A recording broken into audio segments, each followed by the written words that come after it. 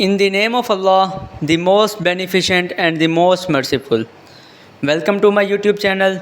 If you are new on my YouTube channel and you have didn't subscribe my channel, subscribe it now so that you can get all the informative videos on time.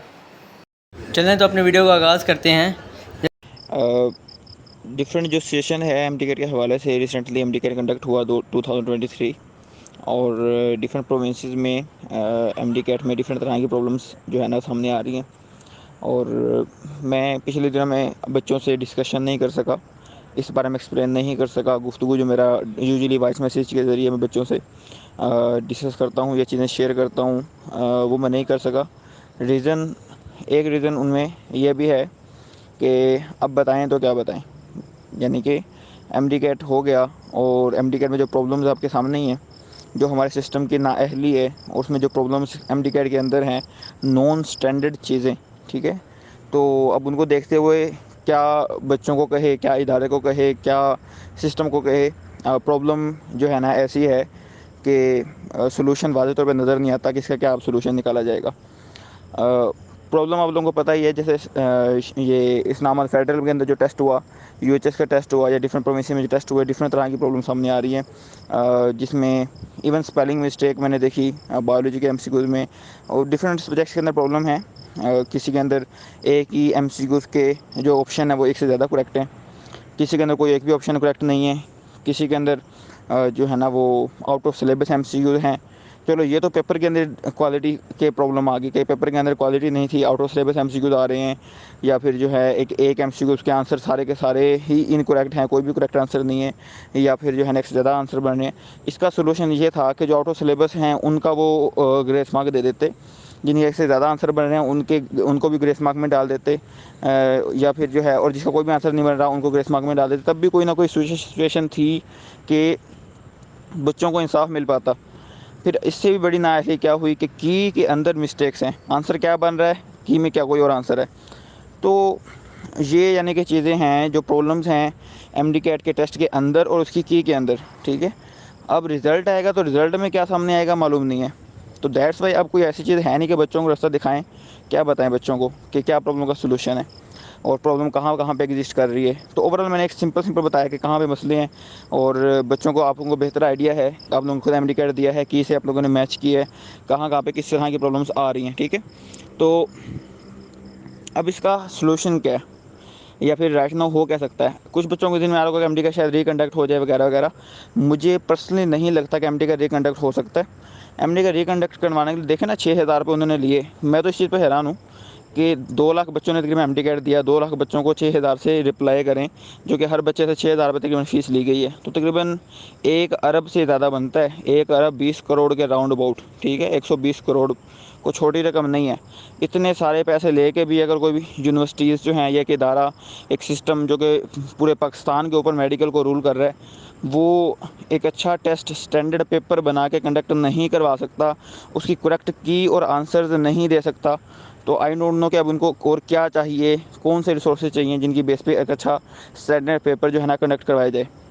बहरहाल इसमें जो एक तो इदारे की नाअहली वाज़ेह तौर पे दिखाई देती है, और इसके अलावा क्या क्या रीज़न हैं वो हम कन्फर्मेटरी तौर पे कुछ कह नहीं सकते। अब सॉल्यूशन क्या है।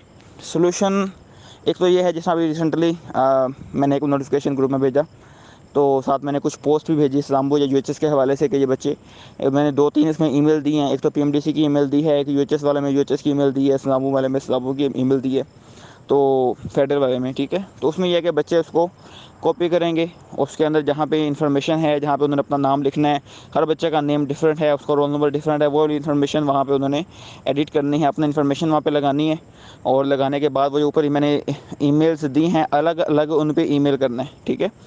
और ईमेल करेंगे तो सितारे के पास ईमेल चला जाएगा कि बच्चे को ये प्रॉब्लम है। अब उनके पास हज़ारों ईमेल जा रहा है, 2,000 जा रहा है, 3,000, 4,000, एक दिन की 5,000 ईमेल चलेगी, लेट्स सपोज या 100 चलेगी, 200 चलेगी।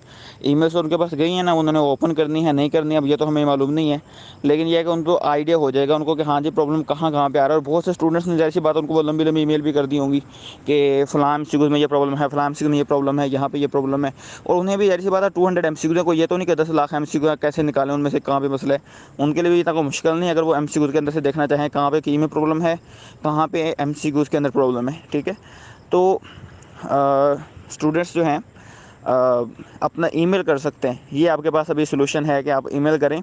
PMDC अगर उन ईमेल्स को रीड करने के बाद नोटिफिकेशन जारी करती है यूनिवर्सिटीज़ को कि आप लोग इसका ये सॉल्यूशन निकालें, की के अंदर से मिस्टेक्स को दूर करें और चेकिंग जो है असल की के मुताबिक करें, ठीक है। तो फिर ये हो सकता है कि रिज़ल्ट आने से पहले पहले वो शायद असल की के मुताबिक चेकिंग करके अच्छा रिज़ल्ट, यानी कि वही रिज़ल्ट दें जो असल में होना चाहिए, शिफाफ रिज़ल्ट, जिसमें किसी बच्चे का हक़ ना मारा जाए, किसी बच्चे पे जुल्म ना हो, ठीक है। तो ये एक पॉसिबिलिटी है। लेकिन अगर कोई बच्चा ये सोचे कि धरना मतलब जो होता है कि ये रोड ब्लॉक करना या इस तरह की चीज़ें, जलाओ खराओ वगैरह, इस तरह की चीज़ें नहीं करनी। इसमें आपका नुकसान, आपके ख़ानदान का नुकसान होने का खतरा है, मुल्क वतन अजीज़ का खतरा है। इसमें मज़ीद नुकसान होगा। ऑलरेडी इकोनॉमिक सिचुएशन पाकिस्तान में इतनी वेल इस्टेब्लिश नहीं है, ऑलरेडी प्रॉब्लम चल रहे हैं डिफरेंट तरह के कंट्री लेवल पे और ऊपर से लेकर नीचे तक, ठीक है। इकोनॉमिक सिचुएशन ख़ास तौर पे ख़राब है। तो दैट्स वाई ऐसे ही कोई एक्टिविटी नहीं करनी, क्योंकि लेट्स सपोज कि MD कैट बिल्कुल सही कंडक्ट होता जैसे होना चाहिए था, सारे MCQ विद इन सिलेबस होते, हर MCQ का सिर्फ एक ही आंसर बन रहा होता और इसी तरह से की बिल्कुल ठीक होती, तब भी जो एडमिशन है वो 3000 समथिंग पंजाब में और हर सूबे की जितनी सीटें हैं 1400 समथिंग जो है ना वो उधर हमारे पास KPK में या हर सूबे की जितनी सीटें हैं, एडमिशन उतने बच्चों के ही होने हैं अब भी और बाद में भी। हाँ, अगर MD कैट सही तरह होता, प्रॉब्लम टेस्ट में कोई प्रॉब्लम ना होता, की में कोई प्रॉब्लम ना होता, तो ज़्यादा शिफाफ तरीके से पेपर हो जाता और बच्चों के अंदर एंग्जाइटी, बच्चों के अंदर स्ट्रेस, टेंशन ना बढ़ती। और अब चूँकि इस तरह नहीं हुआ तो टेंशन वगैरह बच्चों को ऐसी बात हो रही है क्योंकि बच्चों के फ्यूचर का सवाल है। लेकिन इस बात को ध्यान में रखें, टेस्ट जैसा भी अब आया, जैसी भी की में मिस्टेक्स हैं या बाद में भी, पे एडमिशन सिर्फ एक सिलेक्टेड नंबर ऑफ़ स्टूडेंट्स के ही होने हैं, ठीक है, हर सूरत में। तो दैट्स वाई आपका एडमिशन जो है, अगर अल्लाह पाक ने आपके नसीब में लिखा है वो होना ही होना है और वो हो जाएगा, इसी साल हो जाएगा। अगर इस साल नसीब में लिखा, अगले साल लिखा तो अगले साल होगा, और अगर नहीं लिखा तो चाहे जो है ना इस साल भी नहीं होना, अगले साल भी नहीं होना, वगैरह वगैरह। तो ये एक फैक्ट है, ये आपको तस्लीम करना ही होगा, क्योंकि जितना मर्जी MD का बिल्कुल क्लीन शफाफ आ जाए, की भी बिल्कुल ठीक हो, चेकिंग बिल्कुल ठीक हो, फिर भी नंबर ऑफ़ स्टूडेंट्स उतना ही सिलेक्ट होंगे। दैट्स वाई इस चीज़ को अपने माइंड में ज़रूर रखें और मायूसी की तरफ ना जाएं, लो जी हमारे पास तो मसले का हल ही कोई नहीं, अब हम क्या करें। भाई मैं वो इसलिए बता रहा हूँ ना कि सब कुछ सही भी होता है एग्जैक्टली, फिर भी सबका एडमिशन नहीं था होना। तो इसलिए अपने माइंड में इस चीज़ को रखें कि यहीं पे लाइफ ख़त्म नहीं होती, बहुत सी लाइफ है। बहुत से लोग MBBS में एडमिशन लेने के बाद डिससेटिस्फाइड होता है कि MBBS में एडमिशन नहीं लेना था, कुछ लोग होते हैं ऐसे, और या मुझे फ़लाँ चीज़ फील्ड में जाना चाहिए था या कुछ और अगरचे ऐसी तादाद बहुत कम है। और बहुत से लोग होते हैं जो कि MBBS के अलावा दूसरे फील्ड में जाने के बावजूद बहुत खुश होते हैं या MBBS वालों से ज़्यादा अर्निंग कर रहे होते हैं, ज़्यादा उनकी लाइफ से सेटिस्फाइड होते हैं, वगैरह वगैरह। तो लाइफ में MBBS एक पार्ट ऑफ लाइफ है, एज अ प्रोफेशन है। प्रोफेशन और भी बहुत सारे मौजूद हैं और लाइफ यहीं पे एंड नहीं हो जाती। ज़िंदगी सिर्फ MBBS के इर्द गिर्द रिवॉल्व नहीं कर रही। डॉक्टर्स भी इंसान हैं, बाकी लोग भी इंसान हैं, कोई इतनी ज़्यादा बड़े मसले वाली बात नहीं है। अगरचे शौक़ इंसान का है डॉक्टर बनने का, तो ये एक पॉजिटिव चीज़ है, अच्छी चीज़ है, इंसान को अपनी एफर्ट करनी चाहिए, कोशिश करनी चाहिए, लेकिन जो नसीब में है उसको एक्सेप्ट करना पड़ेगा। ज़िंदगी में आपको बहुत सारी जगह पे ऐसी सिचुएशन आपके सामने आएगी कि आपकी जो ख्वाहिश है उसके मुताबिक काम नहीं चल रहा होगा, जो रिज़ल्ट्स हैं, जो इर्द गिर्द चीज़ें चल रही होंगी वो आपकी ख्वाहिश के मुताबिक नहीं चल रही। तो आपको पता होना चाहिए कि इस सिचुएशन में मैंने खुद को कैसे स्टेबल रखना है और ख़ुद को मैंने कैसे चलाना है। लाइफ के अंदर ये हर्डल्स आते ही हैं, अप एंड डाउन्स, ठीक है। तो ये नॉर्मल है, इस चीज़ को आप ध्यान में रखें और इसी से लर्न करें, ठीक है।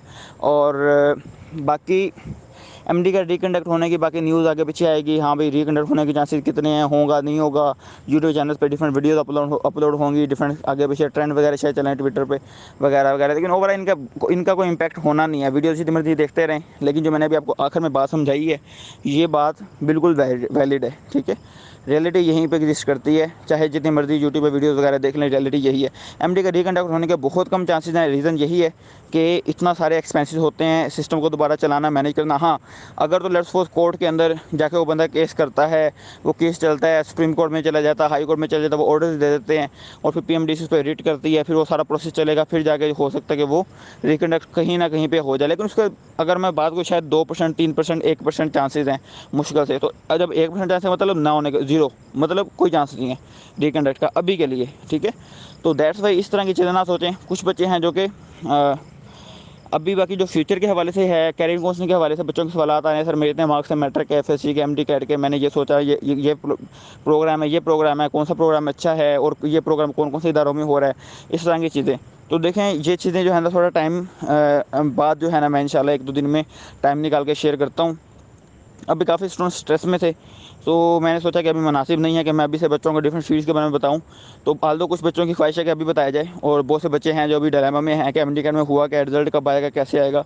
अभी एफएससी का रिजल्ट भी नहीं आया, दैट्स वाई मैं वेट कर रहा हूँ कि 2-4 दिन मजीद गुजरें, उसके बाद जो है ना बच्चों को कैरियर काउंसलिंग के हवाले से, डिफरेंट फील्ड्स के हवाले से गाइड किया जाए। और फिर जिन बच्चों ने डिफरेंट फील्ड्स को ऑप्ट करना है वो अपने लिहाज ऑप्ट कर लेंगे, जिन्होंने रिपीट करना है वो रिपीट कर लेंगे, वट। लेकिन चीज़ों को एक पॉजिटिव वे में कंसीडर करें और ख़ुद को ज़्यादा परेशानी में ना डालें, क्योंकि एडमिशन एक लिमिटेड नंबर ऑफ़ स्टूडेंट्स का ही होना होता है हर साल, और हर साल एक कसीर तादाद का एडमिशन नहीं होता, चाहे एमडी कैट जैसे भी हो और की में जो मर्जी प्रॉब्लम हो, ठीक है। तो ये मैंने ओवरऑल एक आप लोगों से सिचुएशन का ओवरव्यू दिया है, जिसमें मेजॉरिटी चीज़ें आप लोगों को ऑलरेडी भी पता थी, और हो सकता है कुछ चीज़ें मैंने आपको सोच के हवाले से न्यू बताई हूँ। आई होप कि ये आप लोगों को कुछ तो हद तक हेल्प करेगा। तो मिलते हैं इंशाल्लाह 1-2 दिन के बाद मज़ीद मैं जो ओवरऑल सिचुएशन है उस हवाले से या फिर कैरियर काउंसलिंग के हवाले से चीज़ें आप लोगों से शेयर करूँगा। Thank you so much. अल्लाह हाफ़िज़।